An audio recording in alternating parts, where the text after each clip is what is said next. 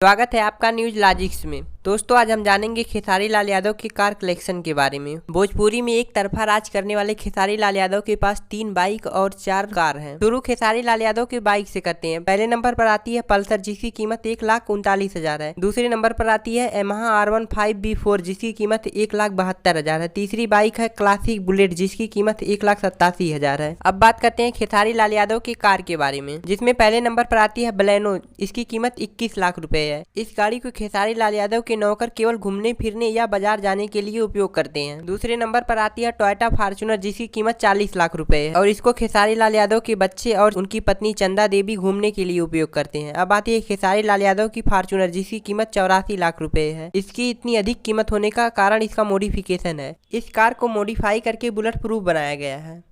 चौथी कार खेसारी लाल यादव के गांव में रहती है। इस कार का उपयोग खेसारी लाल यादव के मम्मी पापा और चाचा घूमने फिरने के लिए करते हैं। इस कार का नाम इनोवा क्रिस्टा है। इसकी कीमत 26 लाख रुपए है।